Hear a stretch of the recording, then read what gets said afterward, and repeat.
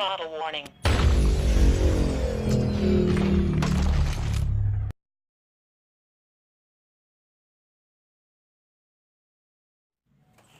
What's up? You checking out the frequent flyer.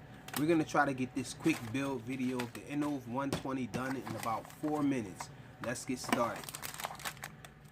I added the battery band to the frame first.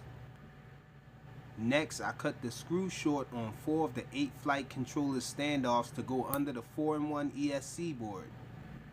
Next, I put the ones cut short under the ESC board and used the 4 left long to tighten them up on top.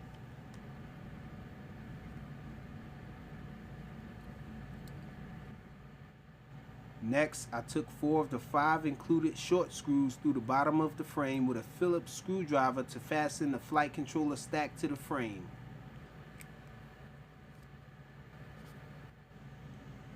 Here I soldered up all the ESC pads with leaded solder.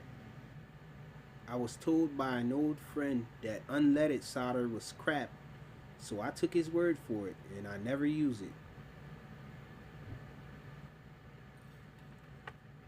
This frame and all of the components except the motors seem to be exactly the same as the Leader 120.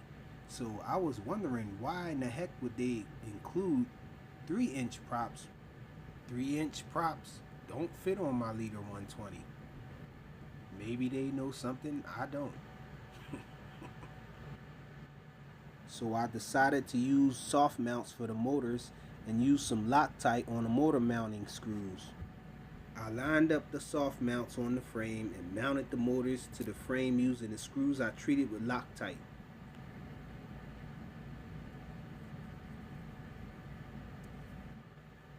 Here's a look at the progress made thus far.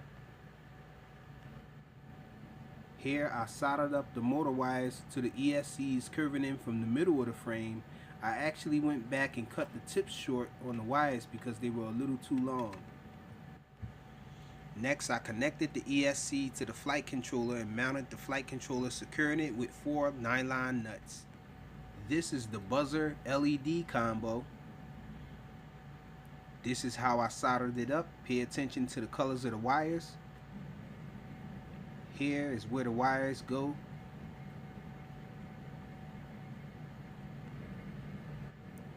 Next, I soldered on my receiver wires. I know, that ground wire is suspect, and with my bad eyes, I couldn't see it. Next, I soldered on my run cam and VTX to the OSD pads on the board. Here's another look at the progress so far. Got the run cam all connected. Got the receiver done. These side plates are held to the frame from the bottom with 2 screws. Next, I assembled the side plates.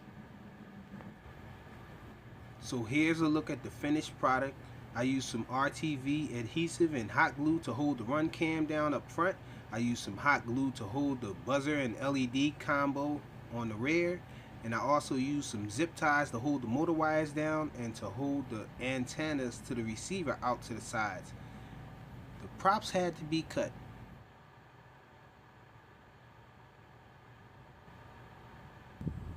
Alright, so we out here with the Innov 120 and have a 550 milliamp hour 3S battery on here. I got the Nanotech for backup. 450 milliamp hour 3S. So let's try to get this thing fired up.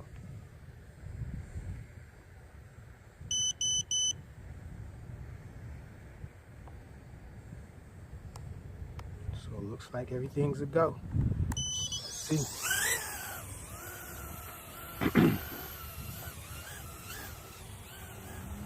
Let's try a punch out. You're probably not going to be able to see it.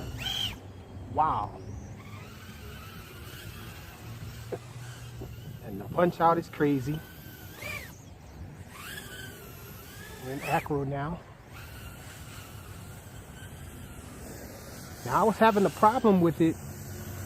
I actually swapped out the ESC that it came with 20 amp ESCs, and I went down to 10 amp ESCs because I was just getting a fail-safe. Every time I do a punch out, it was just sucking all the juice from the receiver, and the receiver would reset. So, and I noticed that because the light was going off on the receiver. So the receiver was fail-safing or losing power, and then it would just reset, or it would hold the command, the last input it was given, and I really didn't like that. It would hold it for a second and then it would come falling down. But I didn't take it up pretty high when I tested it the first time. Oh, looked like it did it again. So I've been having problems with it doing that. The receiver just cut out.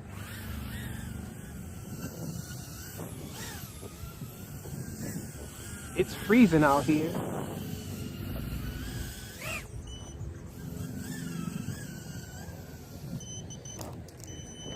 So there it is. It just does it all the time. Even with this 550 milliamp hour battery. So I don't know what it is. I brought the ESC down to a lower amperage. There's a 10 amp ESC on this thing. I think these motors are just too much. I'm gonna have to swap these motors out for some motors with lesser kV, or some smaller motors that aren't as power hungry as these, because these motors just suck up all the juice from everything, it seems like. Because the going down to a 10 amp ESC didn't stop it from doing the same thing that it was doing. Well, it slowed it down a little, but it didn't fix the problem completely.